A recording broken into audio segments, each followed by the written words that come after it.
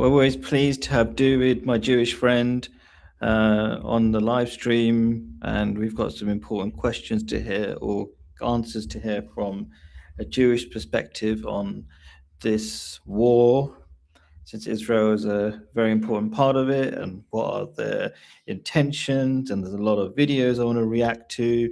You might notice I'm wearing a hat today. I'm copying David's example. So as Muslims, we're actually supposed to wear hats, and David always did.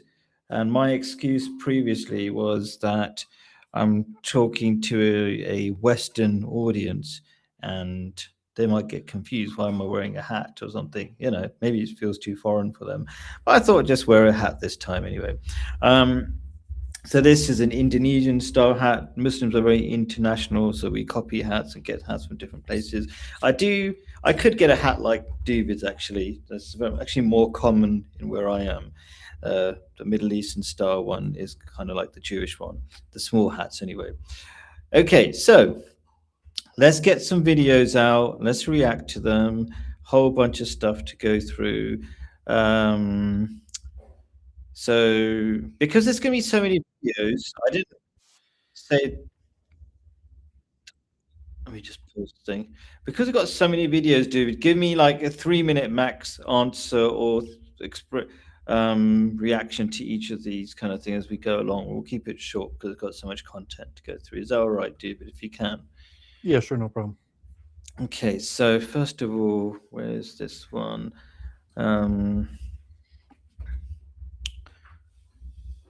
Okay, because it's a bit wide.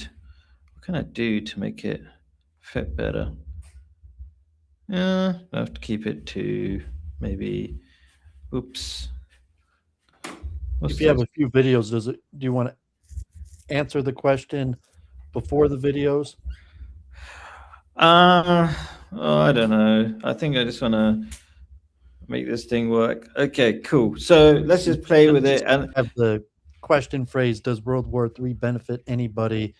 And to put out the counterintuitive Judaic answer to help people understand, yes, from the Jewish point of view, World War III benefits everybody.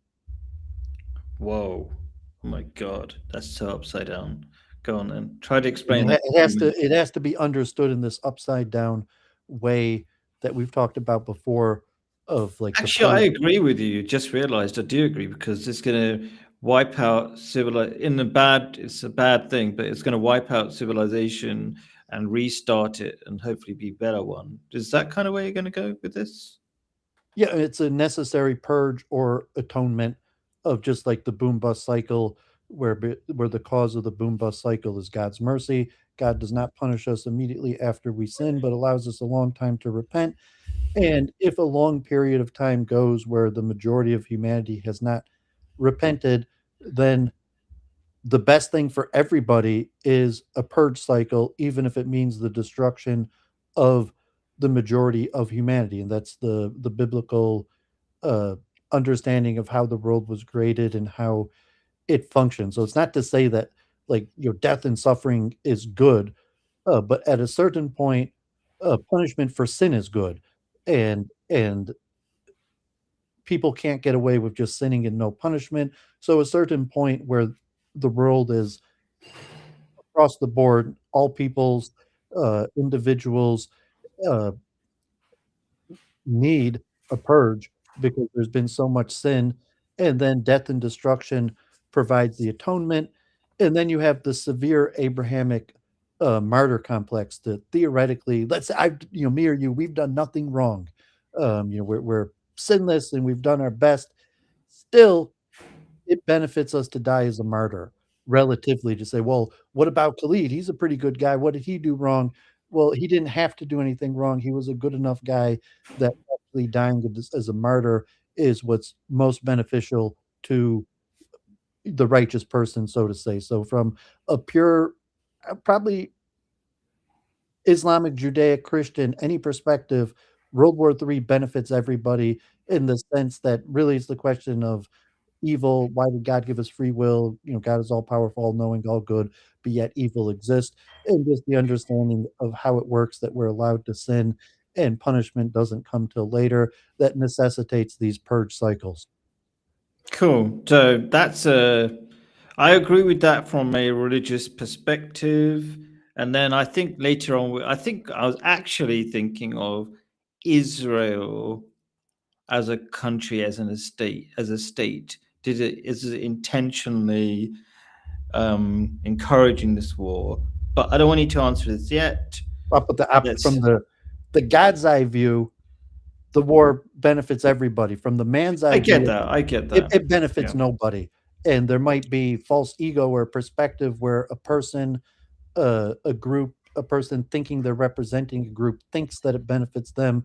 But I would argue that's completely false ego, false identity. And from the man's eye perspective, it benefits nobody. Okay. Yep. I agree with that. But let's see what these guys have got to say and what you think about them. I think it's only going to go for about a minute, was it? I can't remember. What did I say? Up to 3 minutes 33. Okay, let's go for it. So if you look at the domestic situation in Israel, Israel no longer behaves rationally. It is sort of overtaken by eschatological fever, right? So if you look at videos coming out of Israel, there are rabbis going around saying that this war in the Middle East, even though it's destroying Tel Aviv, it's good for us because this will lead to the coming of our Messiah. So they believe that it is when Israel is under the most strain, when when the very existence of Israel is threatened, then God will intervene because the Jewish people will come together as a nation again and commit themselves, renew their faith in God. And once God sees the blind, trusting, absolute faith of the Jewish people, then he will save his people by sending his Messiah, who will then redeem the Jewish people. So another way of saying this is secular temporal matters don't really matter. This war in the Middle East, not an issue. What matters is divinity. What matters is our relationship with God. Yes. So what matters is faith. If nuclear bombs go flying, doesn't really matter. Okay, so I think there are three questions for you as a Jew, or maybe you've got a better understanding. So, can I break them quick, though, and can you give me some short answers? First of all, is it true that there are rabbis who are happy in Israel who are happy about this war? Well, yes. Wow. Okay. Is it also true that a lot of the Israeli population are happy about this war? The polling's clear, yes. Wow, insane. Oh my God. All right. Um, there was another question. Oh, yes. So it's a bit like, it's kind of maybe a two-part question. As far as I understand, Netanyahu, Bibi Netanyahu, president of Israel, is not religious. Is he religious? He seems to be weirdly religious because he's like following this. He's got this. There's this famous rabbi he went to who gives out £1, $1 notes or something, and he said there's only a little bit of time left.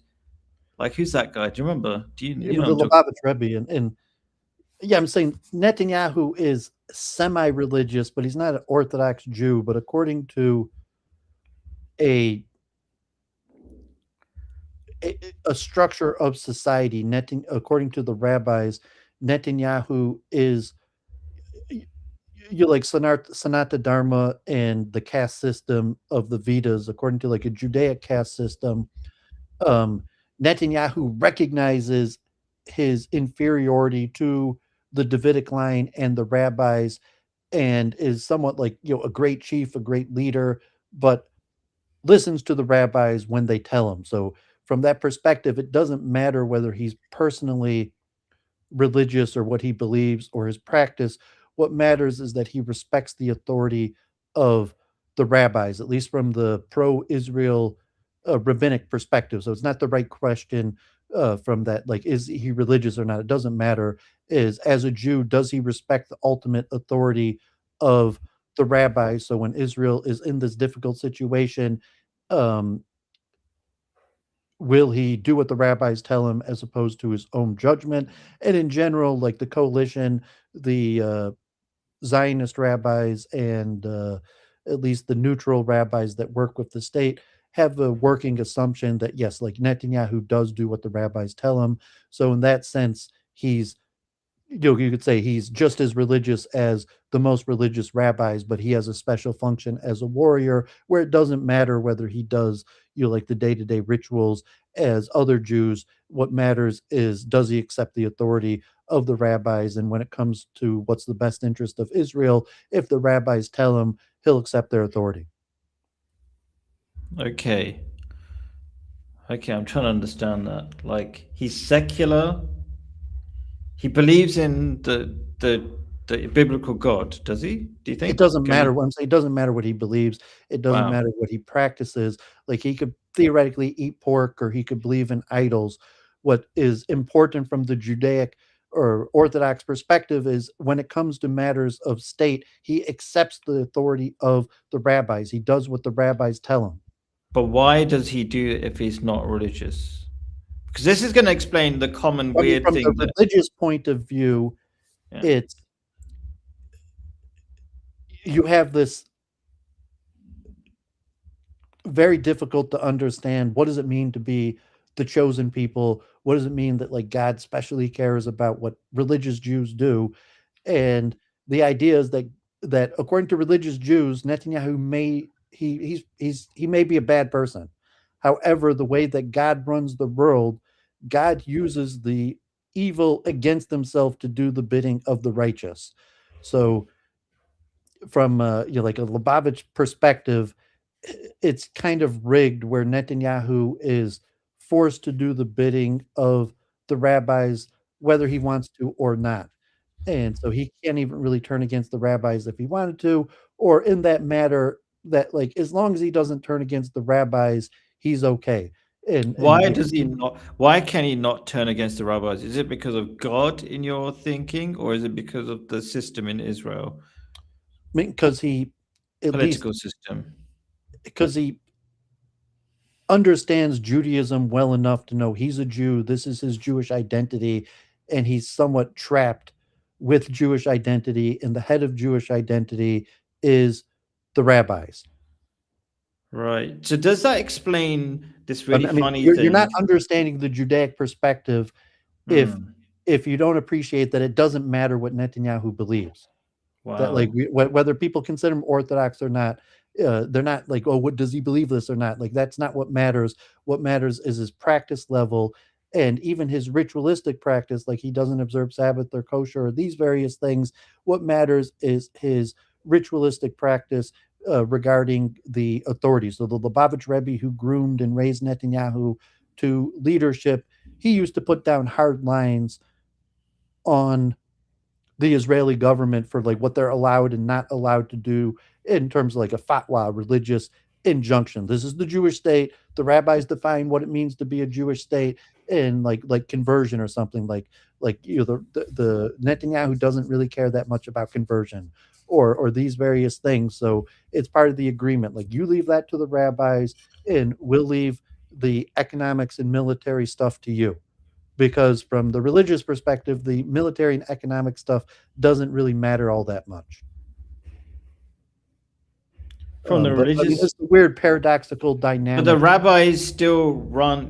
The reason I'm confused is if the religious perspective on military doesn't matter, but the rabbis seem to be dictating military perspective, or am I getting it wrong? Yeah, I mean, if you put it like management and like the rabbis, the head rabbi, he's the manager of the manager of the managers, and the He's rabbinic. like the Ayatollah of Israel, the big What I'm saying, rabbis. in a rabbinic culture, it's not respectful to work or to be involved in even like politics or mundane affairs. So if Netanyahu is the head of the military, the head of the government, from a rabbinic view, that's not even prestigious.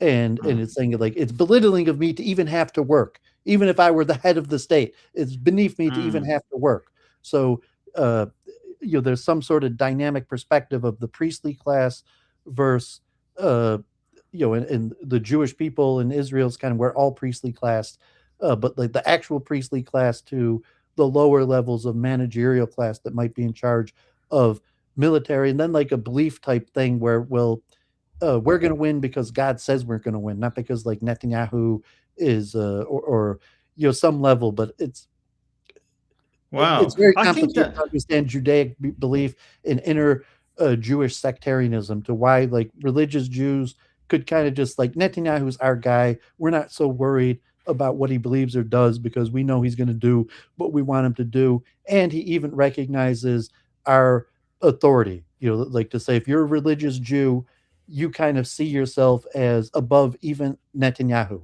Like Netanyahu, the head of state, but like just me with a yarmulke, I'm still one step above him. wow. Okay, does that explain this thing that everybody finds quite kind of amusing, that there are lots of secular Jews who don't believe in God and they think Israel has promised to them? Um, like there's a weird contradiction. Is that somehow explained through this thing? Like you can be secular and religious at the same time. Some is that somehow linked to this thing? Like No, I mean, I'll say I is that a agree with different thing?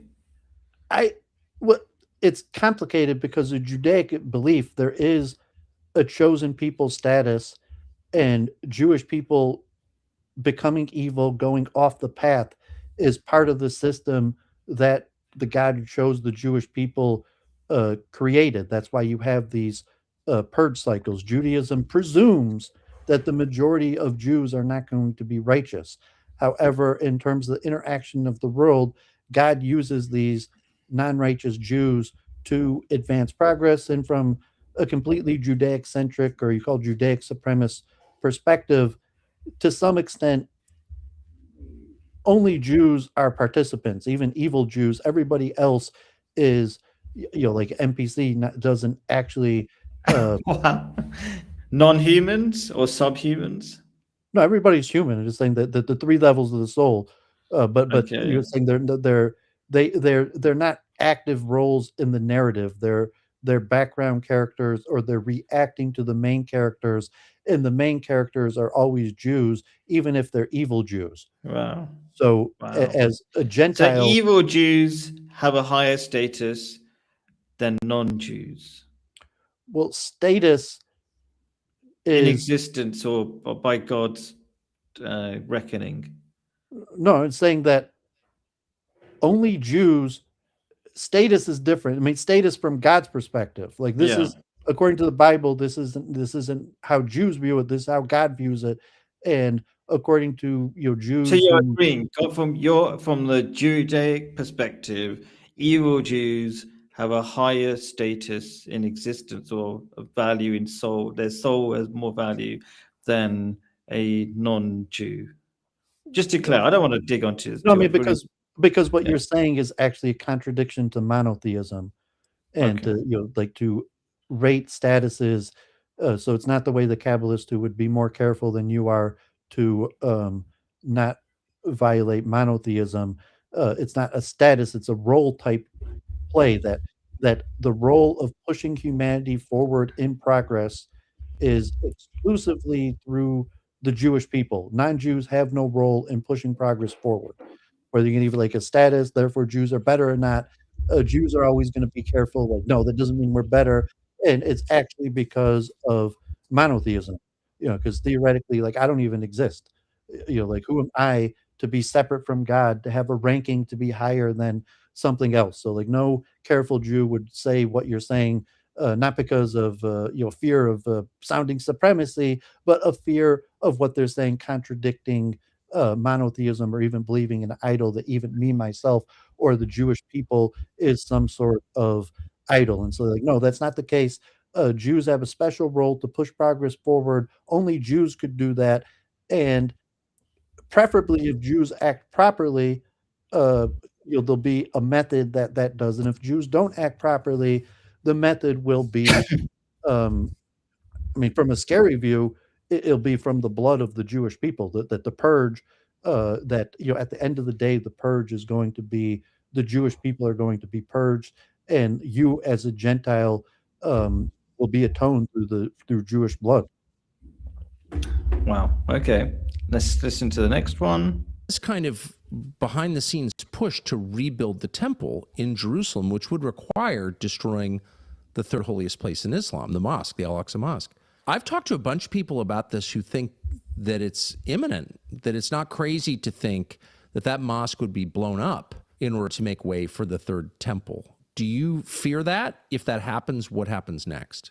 Well, the extremism on display in Israel is, as I said, the most lawless in the world today. Israel is the rogue state of the whole world. Israel flagrantly violates every limit. Israel goes to war where it wants to. It murders foreign leaders where and when it wants to. It acts with complete impunity and disdain. And Netanyahu thinks that he controls, and maybe he does, the U.S. government, so that whatever he does, he thinks he can get away with. So there's no doubt that there is a third temple movement that is part of this coalition. No doubt that there are people in this government who have absolutely no limit, who talk openly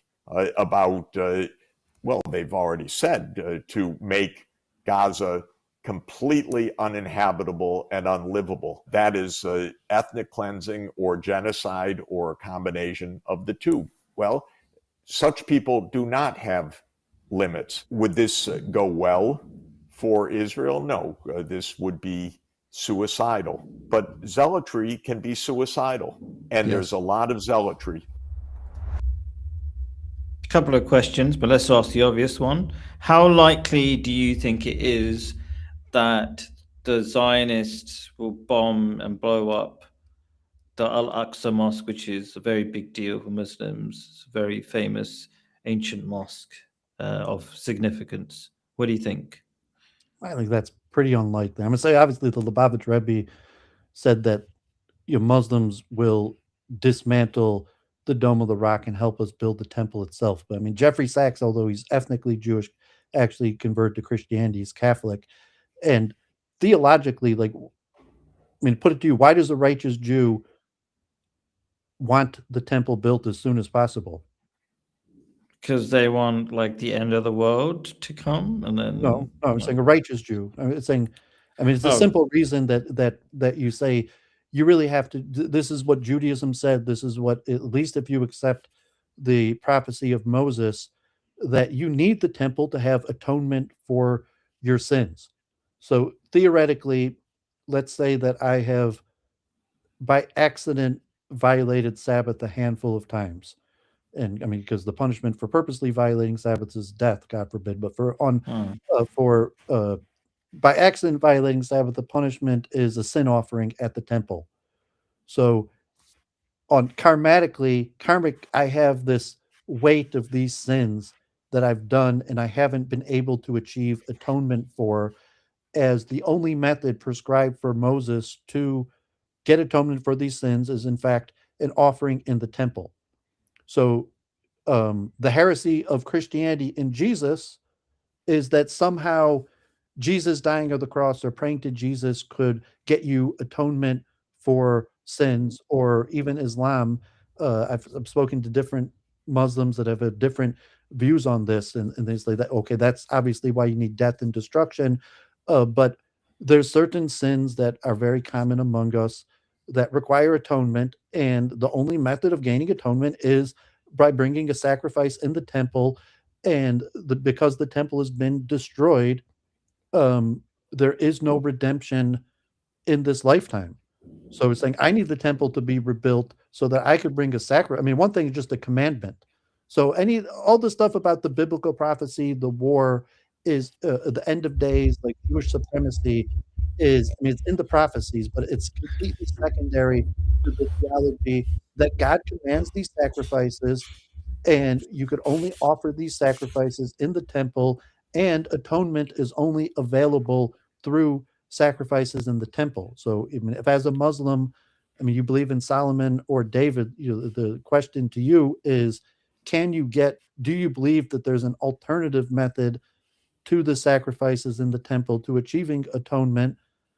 And Yeah, so Muslims believe God is all powerful. It doesn't need a building to allow, like a temple, God to doesn't, we allow do. that. I mean, Jews No, don't no, no, but we don't believe anything like that. We don't have those kind of limitations on God. Like that, I'm kind of surprised because mostly we agree on a lot of stuff, right? this straight I'm Moses, kind this straight like Leviticus. I'm just saying, like, anybody who has not read Leviticus is like, the temple is an integral part of Judaism. It's a requirement. Today, I had a requirement to offer, or at least be part of, sacrifices to God.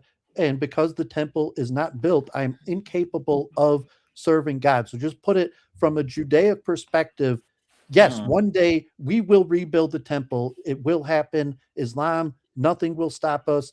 And Muslims are actually preventing God's will. That's why the Lubavitch Rebbe said, when Muslims understand what the temple will do for the world, they will dismantle the Dome of the Rock and help us build the temple itself. The reason we don't have the temple is not because Muslims are protecting, some shrine. It's because the Jewish people are fallen and there's no interest in fulfilling God's will. But like, from any perspective of a Jew, if you believe in Moses, in the Hebrew prophets, it's completely required. I don't care if you and everyone tries to kill me. I will rebuild this temple because God ordered me to. You personally feel like that's you think that's part of your religion. Like you feel It like unquestionably is if part of my oh religion. wow. So, but do you like you're kind of I'm not sure like what category of Jew because you also believe in Hinduism, right? Well, I'm a So fallen Jew who has, due to, I mean, also, like, okay, they're like, the proper status of Judaism requires the temple. So just saying, okay, why am I are acting you this? are you still like if you had the opportunity, you would go down to Al-Aqsa Mosque and try to break it? No, no, I'm saying No. the Lubavitch, Oh. I'm saying that, You're not one of those righteous Jews that you're talking about. You're some other righteous Jews no, I'm not who saying that think it's their the job. method. I'm saying there's no benefit to, like, doing terrorism or like blowing up the mosque. I'm saying Okay. it's factual right now that I am okay, I'm a bad Jew for a whole bunch of reasons, and other people who, let's say, are more orthodox than me that could say they're a better Jew from a pure Judaic perspective are bad Jews because the majority, not the majority, but a significant amount of the requirements of Jews require the temple to be built.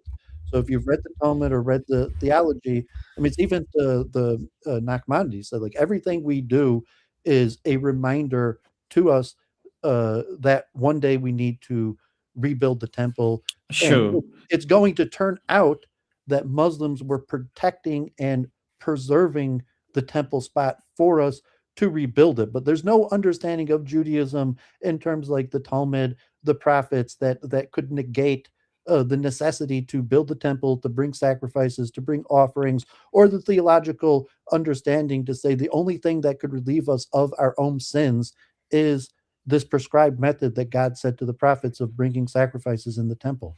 Sure. Okay. So that's a theological or religious perspective. Practically, can you see the huge repercussions of destroying the Al-Aqsa Mosque, like often described as the third most important place of worship in Islam? Like, can you see how Israel is going to be very unpopular with Muslims around the whole world? Well, it'd only Um, be a Zionist heretic that would consider, um, you know, military or using the state. I mean, because to say like I'm not going to start a war. Like, I'm talking with you in terms like the anti-Zionists, the Lubavitch, who are technically anti-Zionist, and are trying to rebuild the temple, are doing it through trying to bring God consciousness through conversations and saying the Lubavitch Rebbe ah, said it himself, is that Muslims that the temple will be rebuilt by Muslims. okay. And So so so I mean, these, there are a okay. significant amount of, people like Ben Gvir, Kahanist, Zionist, that do want to, commit genocide, uh, run all of the non-Jews out of Jerusalem, blow it down and build the temple. That's not what the righteous, that's not what the sages say. The sages are Um, I mean, the sages even say clearly, it's not us that's going to do it. It's going to be you. Like, well, the temple will be ready when you and your Muslim brothers, tell to the world, the Jews need the temple. Let's take down the mosque and help them build it. And so I see. anybody with some sort of military fantasy is, in essence, that's all Zionist heresy. Although the prophets, the warning of the prophets, and then they're reading it wrong, because the warning of the prophets is, it's not really that you're going to win. So, like, a righteous person will accept duty and martyrdom to say, yes, if I'm called up to task, I will tell you the truth of what I believe and what I believe the Bible said, and I will accept the consequence that I may be martyred for speaking the truth. Cool. So from As, a as opposed to like, no, I'm a Zionist. We have an army. So there's a difference between the Jew who's willing to speak the truth at any consequence of God's word and the necessity, to I say, see. like, no, Okay. I'm sorry that Jesus does not atone for your sin. You need the temple, versus the heresy of trying to force it through. But most Jews Sure. are heretics. So let Most me Jews are Zionists. So just clarifying Yeah. so to say, the sages, or a true reading maybe of the Talmud in the Bible, that is much scarier than most Jews would accept. Sure. Okay. So from a religious perspective, there's no military action that will happen against or to try to blow up Al-Aqsa Mosque in Jerusalem. For people who don't know where that is, where the mosque is, it's a famous mosque. But kind of just your quick perspective. So if the Zionists were to blow up the mosque, what do you think will happen practically? Well, I mean, escalate into the full purge. I mean, because according to Maimonides and most understanding of the Jewish prophets, bad prophecies, like, how Maimonides gives the rule for how could you tell a true prophet, and is generally good prophecies must come true, bad prophecies don't have to come true, because bad prophecies only come true if people do not change their sinful ways. So at any point during this escalation cycle of collective sin of humanity could be like, what are we doing? Let's just repent, return to God, become better people. The whole purpose of suffering is for us to repent and turn to God. So at any point during this cycle, that if enough people or enough of humanity, and that's what the righteous want to happen, they want mankind collectively to repent, but due to the nature of free will, the escalation cycle will keep on going up without this larger human reckoning of repentance. And yeah, something like that is likely, that will trigger escalation to even to, God forbid, the destruction of the majority of humanity. So any war games, like, from a righteous person, there's no real purpose in playing out war game scenarios. Although I could agree, and like, I'm a chess player, I'm not really a righteous person. I'm a businessman, and I could play these war game scenarios all day of just saying, like, they're going to do this and this is going to do this, and eventually you're going to have this purge cycle where the majority of humanity is destroyed. Cool. I think you've answered most of these questions on this topic, but let's quickly play this video and you can do a quick reaction to the quite shocking thing this rabbi says. And maybe you can introduce this rabbi. He's quite a famous one, I think. Let's go for it. This is from August of 2024 from an Israeli rabbi, Joseph Misrach, describing how Israel should take advantage of a then ongoing conflict with Iran, much less intense than the current conflict we're seeing with Iran, to destroy the Dome of the Rock in Al-Aqsa. Watch this. If it was up to me, the last time when they shot hundreds of missiles, I would pretend that one missile came from Iran and shoot it down. Then all the Arabs will go against Iran, and it will be the end of the problems. You make them fight with each other, this bunch of lunatics. Never too late, you deal with a bunch of cowards. Shoot it down into the Dome of the Rock in Al-Aqsa. Destroy what's on what the Israelis call the Temple Mount, on the foundation stone. Destroy it and blame the Iranians. And that has the effect, as you just heard him say, of turning our enemies against each other. Turning our enemies against each other. This is from... I think one obvious question is, like, why would this person put this plan on YouTube, this rabbi, like, doesn't he understand that if he tells this secret plan, then people will figure out and then they will blame the Zionists if it does happen that the mosque gets blown up? Like, that's an obvious question. Well, it's also a demonstration of buy-in and belief, and I call it a Zionist heresy because my understanding of Judaism, like, no, it's not going to work out well for Israel or the Zionist. All they're doing is throwing fire on the flame of this purge cycle. But relatively, this rabbi, I mean, Rabbi Yosef Mizrahi was an Israeli secular IDF veteran. I'm not necessarily high ranking, who became religious in his 20s and is more a preacher. He's not a great scholar, but is a preacher. And really, he was created by the heresy of Zionism from the respect of respecting the IDF, or looking at it like, okay, this guy's fighting our battles for us, and saying like, no, this guy is not fighting your battles. This guy is causing, and saying, like in Israel, you have the the recruitment to the IDF for the Haredim, and the old school Haredi anti-Zionist view, which was more like, no, we would live under the Arabs. You don't keep us safe. It has morphed into a more Zionistic understanding. Well, God keeps us safe, but this is how God is fulfilling the prophecies. So that's why Zionism is heretical, because you can't base your action on the interpretation of end of the days prophecy. You have the law, like it's saying the law requires the temple, and it's like I need the temple to be, because the law, but there's no practical method like of how we're supposed to rebuild the temple. And like I said, according to the majority of the sages, it's God consciousness, it's interfaith, or these type conversations, as opposed. But Zionism has become the majority heresy of the majority of Jews, and therefore you have these calculations of a we, and it's like there is no we. Like when Rabbi Mizrahi talks about like Jews or Israel acting as a whole, and it's the game of interpretation of biblical prophecies and this false presumption based on the understanding of biblical prophecies, like, well, we're going to win, so let's just start it. I don't care if it's me against everybody, because I believe in the Bible, and the Bible says we're going to win, even if it's us against everybody. And then clearly you can say, okay, this guy doesn't have, like you said, like Netanyahu, Rabbi Mizrahi is just like you. You're like, oh, I want to appear, more, to the Westerners. Like, why do you want to appear something to the Westerners? Like, you don't want the Westerners to think that you fear God. Like, they're not going to listen to you. So, Rabbi Mizrahi is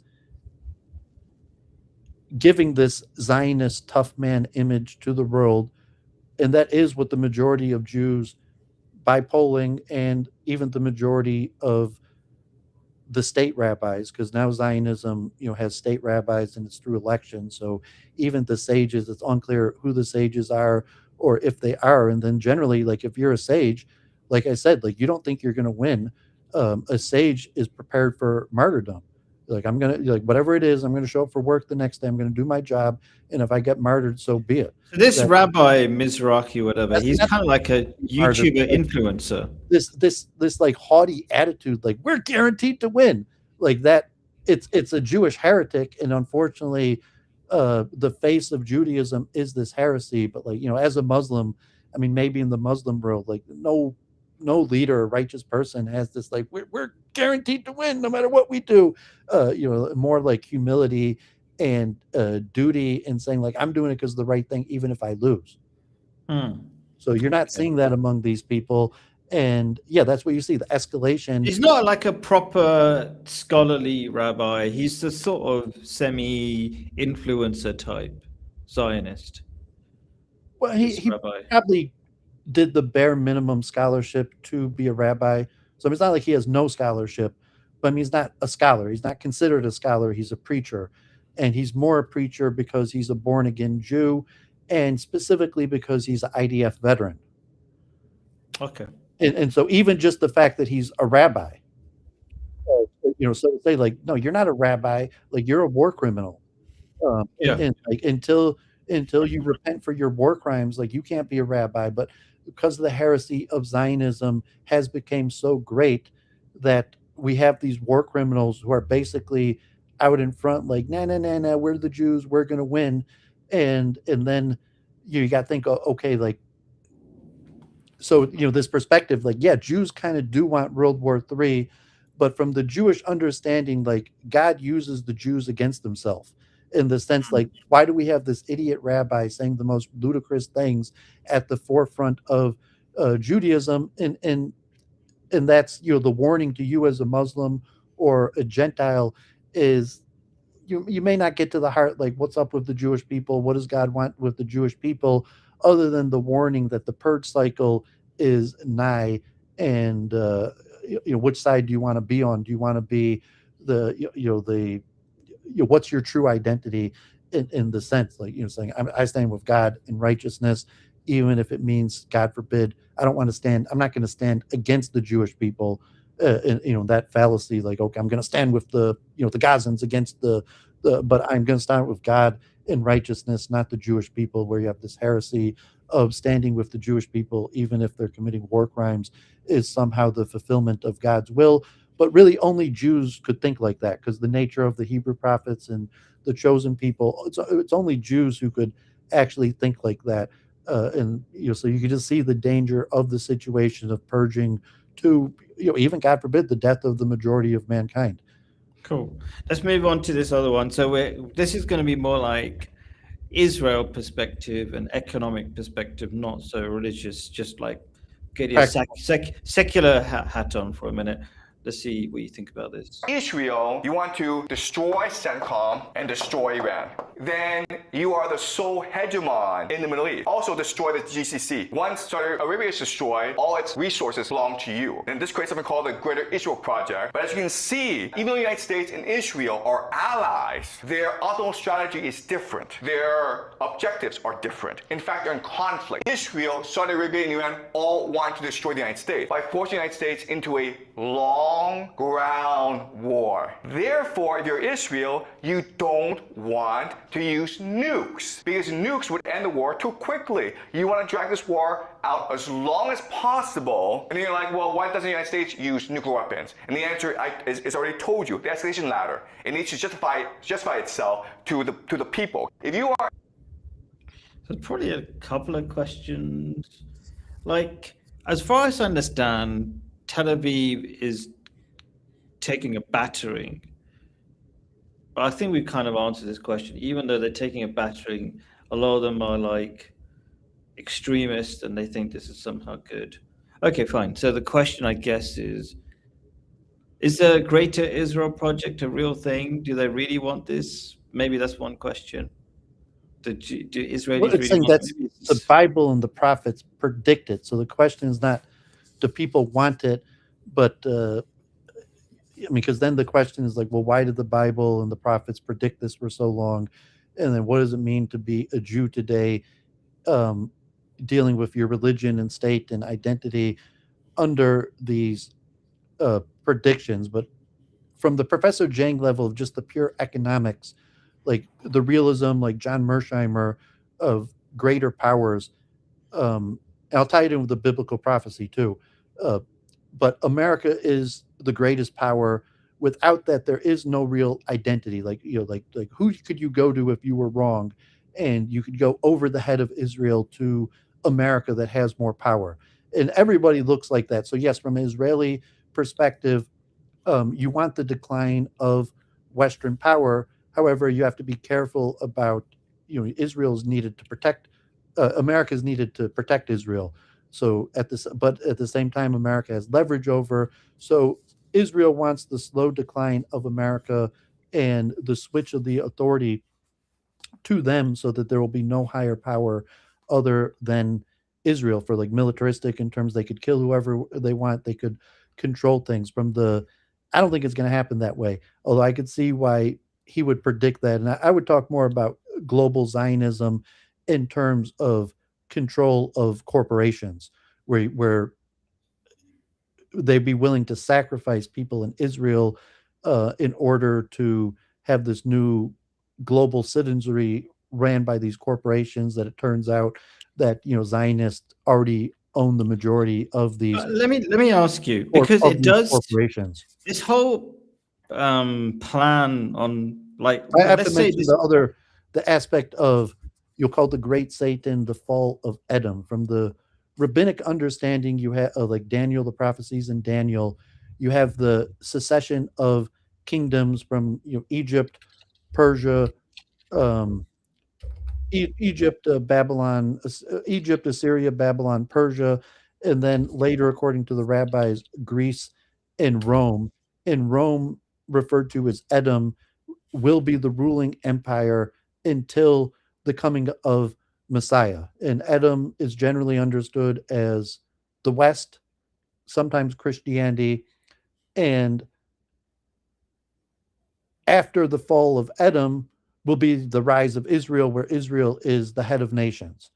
So the downfall of the dominant Western power is predicted in the prophecy, and it's necessary for the rise of Israel. So, from a biblical perspective, like, yeah, it's great. America's going to downfall, and then Israel's going to be the most powerful nation in the world, and you won't be able to mess with us because then we'll Cool, just but kill that's you.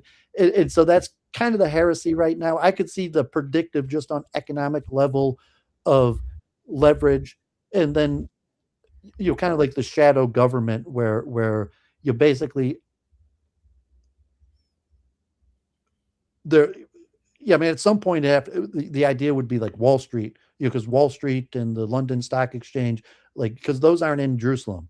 So from an economic level, you might have Jews and Zionists that are the most powerful actors, or even control Wall Street or the London Stock Exchange. But like, eventually you need Wall Street and the London Stock Exchange to relocate to Jerusalem. And so I don't see in his prediction. And so, like, the people in Israel might have the powerful people. Let's just keep the war going. It's going to drain the West, and us as global citizens, powerful run corporation, we could bounce around between any nation, and we're not gonna defeat the world through controlling one nation. Where it's going to be a new game where you have kind of like global citizenry. So I don't think his model here of greater, he's combining biblical prophecy. I don't no, see it. he's just trying to come in from a practical perspective. He's not a Jew, right? So you're saying that do you kind of agree with, do you agree that maybe it's Israel's plan to destroy, let me ask that very Yeah, specific I question. put it even the farthest to say Israel and Iran are in on this together to bring down the West. So Oh wow. and that's based on, it's not based on like a No, but mainstream understanding. It's based on an understanding of how biblical prophecy that's a will theological play out. perspective. So Israel and Iran are pretending like they're at war with each other, when in reality they're in on it together to bring down the West. So I would say he's Okay, not putting fine. it that way, because he's looking at it kind of. He's kind of looking at like Iran and Israel are actually at war with each other, as where a more biblical, uh, theological view would be like, no, actually Israel and Iran, or so Shia Islam and Judaism, are in on it together, and the only method to bring down the West, because the West is so much more powerful, is to have this protracted fake war between your brothers, which would be and Ishmael and Jacob. Ishaq, you mean Ishmael, Isaac and Ishmael. Well, I mean, Jacob meaning Israel, Ishmael being, because from These a are, so Ishmael, was it, which one's the Jewish side and which one's from a Judaic Muslim perspective, side? well, I mean, Isaac has two sons, Jacob and Esau becomes Edom, which is like the star of the west, as where Ishmael, the son of Abraham, is the star of the east. But from the Right. Judaic perspective, it's not Iran, it's the descendants of Ishmael. And so it's Shia Islam as a whole. And then you say the great Satan, that's the west, that's Edom, the blue-eyed man, or however you understand it. But the from the Iran perspective, theologically, it's a misunderstanding to think of it as Israel versus Iran. It's in reality the descendants of Jacob versus the descendants of Ishmael. And Okay. well, Ishmael and Jacob are in on it together against Esau, Edom. Sure. And it's a Okay. little complication to look at it that Yeah. way. It's like everyone's like, "What do you Sure. mean Israel and Iran are at war with each other?" Like, no, they're in on it But no, together. but practically, in Down your the West. perspective, very quickly, do you That's think? that's the interpretation of biblical prophecy Sure. perspective. Can you would you say in terms of Netanyahu, is he really trying to destroy America? That's a short question. And then we'll move on to another video. Well, I say Netanyahu is insignificant from the rabbis are what's significant. I mean, So Netanyahu. Netanyahu's just following the rabbis, and the rabbis have the I intention mean, to I mean, destroy just like America so they who's can the be. chief military head of the IRGC Who's the or chief whatever? It's like, military? it doesn't matter. You're talking like Who's the the chief Ayatollah military in Islam. I Iran? mean, Yeah. you take, who's the head of the IDF, who's like the president or something. It doesn't matter. They're representative of rabbinic or biblical wills. And so, like the Lubavitch Rebbe, he matters because he was changing the direction. Netanyahu is a warrior for Lubavitch. He's a warrior for the rabbis. He's not significant. He's just a warrior on behalf of the system. And that's why I say Iran, it's actually the descendant. So if you're Ahmadiyya, I know everything's God's will. I'm just saying, yeah, what but are you're the Ahmadiyya, like intentions? what's your but it's saying God's will is manifested through bloodlines. And Yeah. the bloodlines to say, okay, you're just a Muslim, but God's will is manifested through the descendants of Ishmael, and Khomeini is a direct descendant of Ishmael or whoever is in charge of Hezbollah. These are representative of the biblical prophecy of the princes of Ishmael, and you as a Muslim have no choice but to fall under in line with the royal bloodline of Ishmael. At least from a prophetic level. So it's not, you're like me and you, we're not actors. The main actors are the descendants of David and the descendants of Ishmael. And then you might have sages. So if I'm, in the level of a sage, I'm still not important. I've just reached a level of scholarship where Yeah. I could call out, larger events. But from a, a Cool. Kabbalistic, Let's see if we. it's about bloodlines, and it's the bloodline Sure. of Ishmael that's important to understand it. I'm not sure if you put it value into the bloodline of Ishmael, or you look at like, okay, Iran's a country, and there might versus some sort of like global descendants of Ishmael causing larger. I don't know. I think I see things a bit differently. We've got choices to do the right things, and anyway, I'm going to try to finish I'm this. not talking about individual obligation. I'm talking Hmm. about nations and the unfolding of prophecy. Like if you want to understand how prophecy is unfolding, me and you are not important.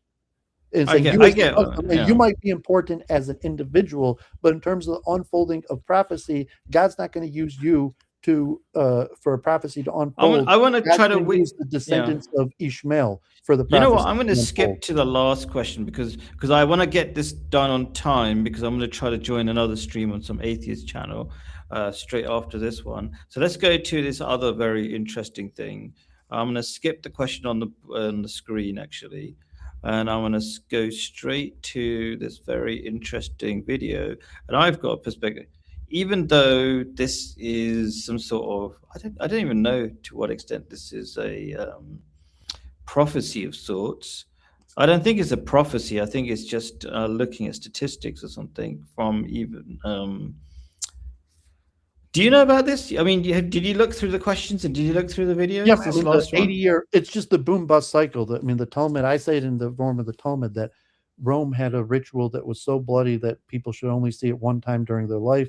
And other literature just to suggest that there's this boom bust cycle with Jews at the center where you basically during good times, it favors Jews. Jews become very powerful. Then during bad times, Jews take the biggest hit. So it's not, Israel has been around, about 70 years, but this general purge of the boom bust cycle should not, from a biblical perspective, it's not unique to Israel. and the cycle of everything of you're working hard or winning to then becoming complacent and sinful. Everything follows this 80-year cycle, you think? I don't think so. I think it's This boom specific. bust cycle that I say is based on God's mercy, because I mean, basically, Let me play this video and then we'll react. it's caused because God does not punish us for our sins immediately, and then at some collective level, because people don't repent, there has to be some mass purge. And like 80 years is basically one lifetime. That this purge, Yeah. you can't see two purges in your same lifetime, but there's a purge every lifetime. Let me play this video and I'm going to give my perspective, because I think this is specific to Jews, and I think there is something about the nature of Jewish behavior historically that's causing this problem. Let me just play this. Still doomed to follow an 80-year curse. Throughout history, Jewish states have mysteriously lasted around 80 years before facing major collapse.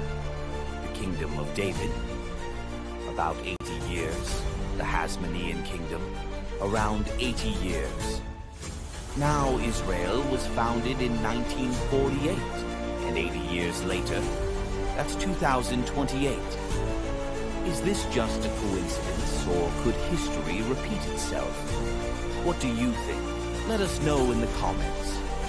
So this came to my attention because I think one of the previous Prime Minister of Israel was focused on this, and he was thinking that time was running up because he thought this is a sort of semi-prophecy for him. Like, who's this previous Ed Hoog? I always can't remember the names.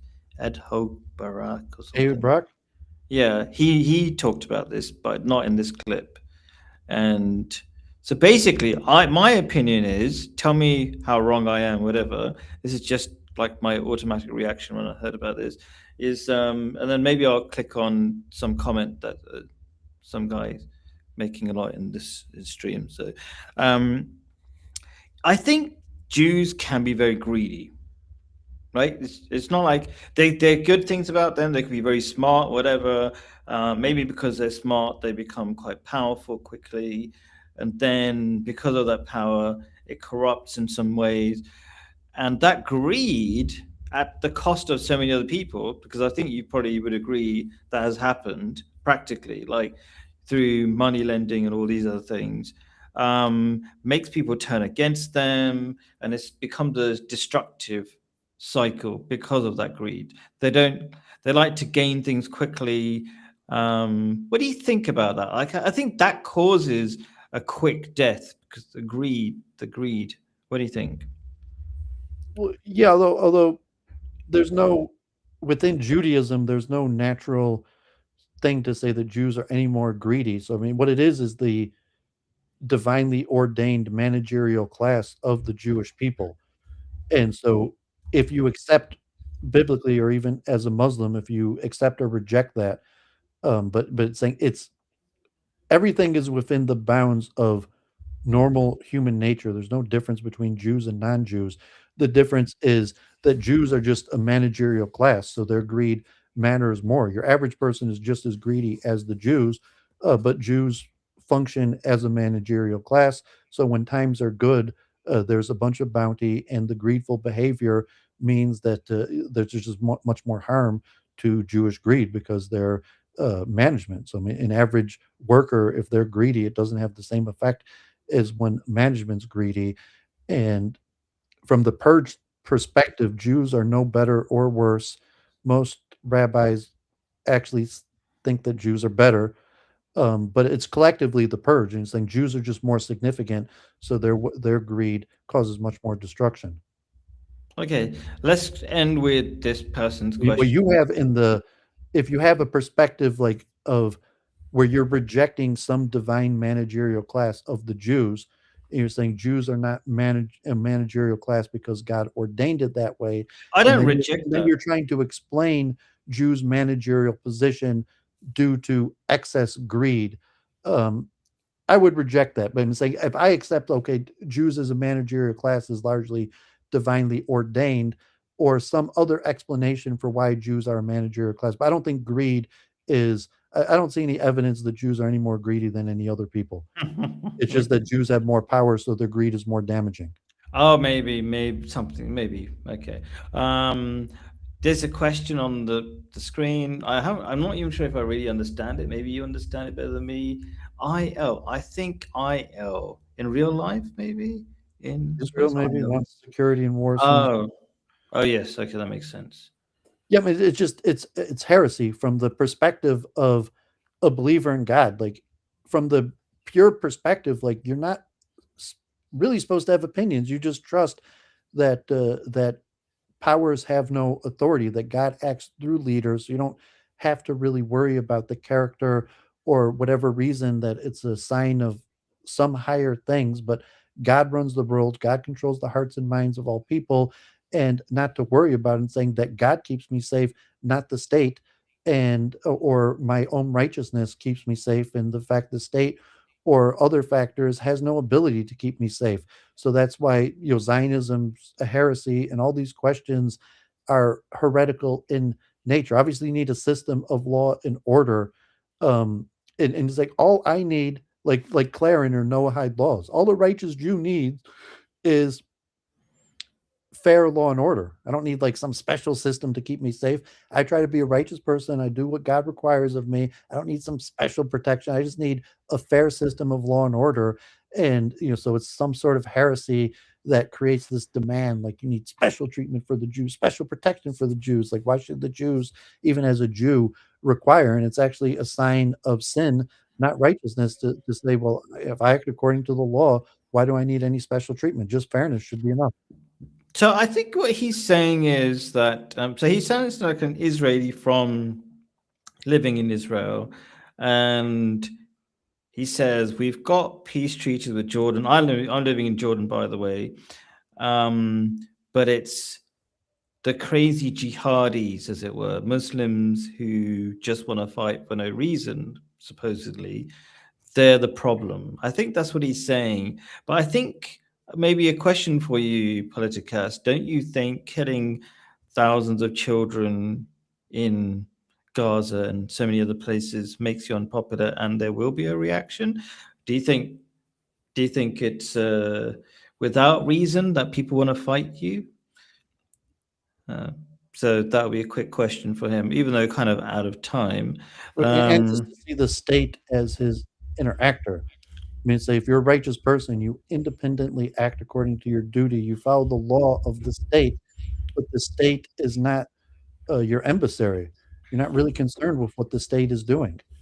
And even just even just to think like Israel wants security. What does it even mean to want security? And say it's really it's heresy from a believer perspective, because you can't.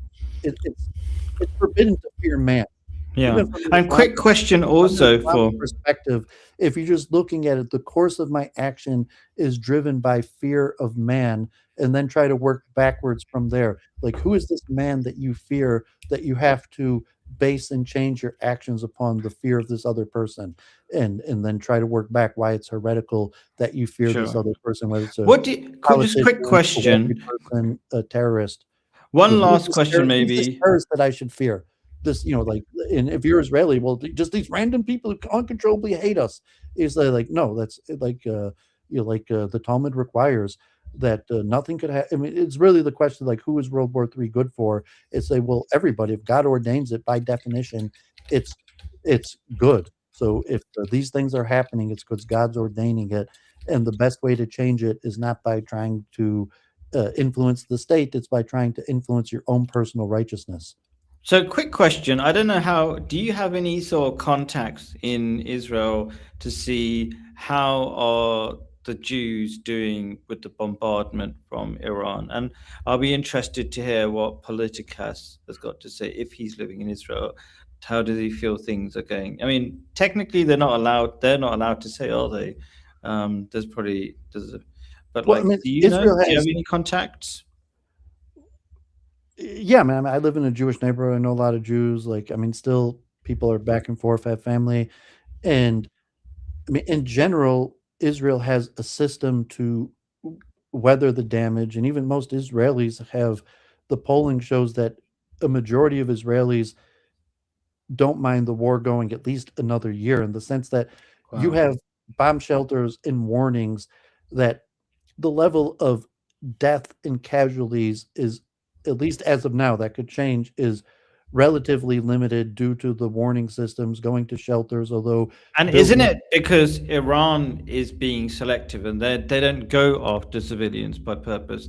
It's just that the Israelis have their offices, their defense offices, by purpose within civilian infrastructure. That essentially they love using human No, shields. I mean, it's because of the bomb shelters, because Israel, kind of like Hamas in the tunnels, or Hezbollah, Israel has expected this war for decades, and it's even built into the building code where basically everybody has bomb shelters. Almost But everybody. even then, they have bombs coming all night. Like you don't want to go to a bomb shelter when you're supposed to be going to sleep. So like people do really No, I want mean, to carry you that on. sleep in the bomb shelter, but saying a missile from Iran takes maybe like 30 minutes to reach Israel. I mean, it's a long distance. And if you're in Israel, you get a warning that a bomb, there's time warnings. You get like 15-minute warning. And then if it gets shot down or it's not hitting, it gets called off. And so you're basically always ready to go to the bomb shelter. And the polling from Israel is like, no, Israelis have been trained to live in this type, and they consider the mission of destroying Iran so important that they're willing to do a whole nother year of having things destroyed, going back, sleeping in bomb shelters, because from their perspective, their security is completely dependent upon regime change in Iran. But like if you're in Israel, you're used to this security system of knowing your bomb shelters, occasionally have to sleep in the bomb shelter at all times of the day, that your average Israeli actually wants the war to continue, and they've like if And they you're don't mind being used as human shields for your like counterpart your counterpart in Israel right now is telling their family and kids, like, okay, yeah, it's going to go on another year, and you just got to make sure to follow the regulations So, of quick question, because what's this? going to the bomb shelters, or even the martyr type culture. But the polling is clear that even with everything happening in Israel, the majority of Israelis want the war to continue, and even the majority are willing for the war to continue even up to another year. I don't know. I mean, there are okay. So, The whole society it- is structured around a military where it's just natural. Wow. Like your little kids would know, like, oh, we're getting bombed, and now we have to go. Tonight we have to sleep in the shelter. Wow. Okay. So they don't mind being used as human shields by the IDF. That's what Well, no, I mean, somebody's they're not asking. human shields; they're bomb shelters. No, Because but like, Israel is very casualty adverse. Like human shields would be where they wanted more no, but civilian they death. put IDF put their bases amongst the civilians.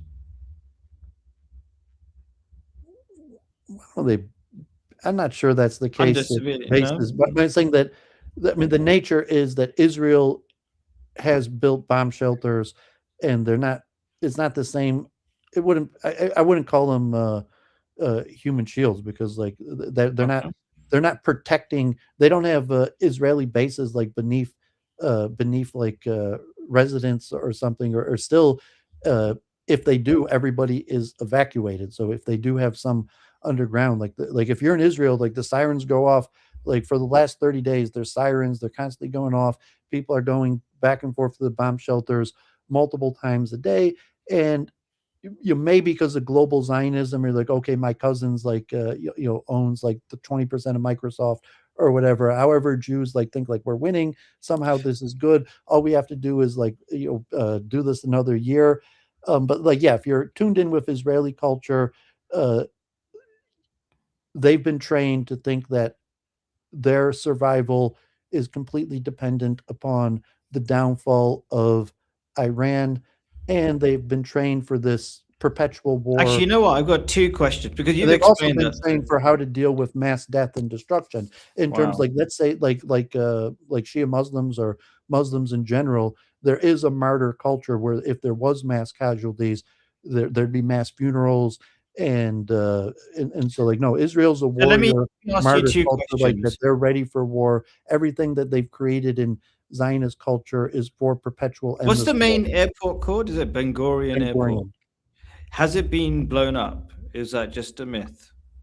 No, I mean there were areas hit of it, but it's largely They're closed functional. and operating. But I mean there has been hits on it, but like no, I mean Ben Gurion obviously the whole airport wasn't blown up. I mean it's a huge facility, but there were some hits, the exact damage, and now it's very difficult to fly in and out. I heard just today they closed that people were actually trying to leave Israel through Jordan, and then they just closed the Jordanian border.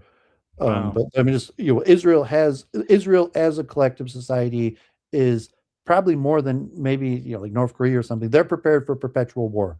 They've been training their kids. They talk So to their there's lots of kids. videos for people desperately trying to get out of Israel. Is that because they're scared of being bombed, or is it because they just want to go on holiday and they just happen to be leaving? Yeah, I mean, crunch time, like fear, like there's no atheist in a foxhole. So even if you're Israeli and you've been trained for this, and when you're going to the bomb shelter and buildings are being blown up or some people are dying, there's going to be some level to wanting to get out, obviously. Okay. But the greater polling and statistics show that that's the minority, and there's some allowance. Like if you have dual citizenship or you could get out, that's fine. Like if you're Israeli right now. I mean, I said that like years ago. If you're a Jew right now that wants to do for Judaism in Israel, you could actually accomplish more for Israel in America. So you have this, Yeah. during war, you have Jews, Israelis come to America to, in essence, um, the nature of the power of America, that you could do more for Israel to win the war in America than in Israel. Cool. Thank you very much. Appreciate you sharing the Israeli perspective or how they might be thinking and all that kind of stuff. Very interesting for me because it's all very foreign and strange. But generally between us, me and you, I think we agree theologically on many things. I think there's the Zionist perspective, which is really strange to me. And I think you find it strange and a heresy. I mean, most of my friends and most of the Jews I know are Zionists. I find it Yeah. extremely strange because, like, I mean, I have to even like secular Jews or like I talk and deal with these people, and it's like, are you mad? Are you crazy? And like I studied. I went to top Jewish schools and under rabbis, but like I'm saying, you're just looking at Jews and like, but like I know Jews and like I speak to them, I argue with them, and like almost everybody thinks I'm wrong, and so it's just kind of baffling. And then when you look at the sages or even some Islamic or Christian perspectives that predict this illogical behavior of Jews. And, so it kind of makes me fear God or believe the scripture more, because I don't really think you're like, oh, maybe Jews are just greedy or something. I don't really think that explains the illogical behavior of Jews. And to some extent, the prophecies or warnings from the sages might seem to be more explanatory of illogical Jewish behavior. Because, like, obviously, I've been an anti-Zionist for 20 years. I'm one of the more vocal, well-known, people on the internet. Like, I mean, besides for the famous people in regular publications for being anti-Zionist, and I'm still basically a dissident that your average Jew just thinks I'm crazy and dumb. So, like, So I mean, just for people who it's don't baffling get, to you, it's baffling yeah, to me because I like every Jew I know thinks I'm wrong. yeah. So just for people who don't want any misunderstandings, like this guy is a friend of mine, a Catholic friend. Me and David agree because we believe in the more original teachings of each of our faiths, right? So I I agree agree with with, E. Michael Jones, like that yeah. there's some higher I force. don't agree with the Zionist perspective. You don't agree with the Zionist perspective. We agree a lot because I think Christians, Jews, and Muslims have a lot of similar beliefs, is what I'm Well, no, saying. as Muslims, you don't necessarily Catholics in some that there's some higher force that acts through the Jewish people. So saying like why can't like you just reason with a Jew and saying it's not the Jew themselves. There's some higher force that forces the Jewish people into these um and that's E. Michael Jones and the Jewish revolutionary spirit. I would take a more philo-Semitic approach, but like yes, there is some sort of revolutionary spirit that per force, as E. Michael Jones would say, like is against logos, but you can't rationally understand Jewish behavior and the best way often to understand Jewish behavior is the religion and the scripture, because it's, it's like, well, it's kind of predictive of what they're doing, even though it's not rational. Okay. Yeah. Okay. Cool. Well, thank you very much for your time. I'm going to try to join, what's his name? Objective Ethics. I'm not sure if he's got a stream, but he promised he will. Sure. He's an Yeah, atheist. like I said, Shalom. these conversations are the answer, not war, not strife. Absolutely. Very important to have these conversations. That's why we're having these conversations, to build bridges and understanding rather than fighting for no reason. Appreciate it. And that's what we have with Taurus, who's also a friend of mine, a Catholic friend. Cool. Thank you very much. Shalom. Peace be upon you. Assalamu alaikum, my brother.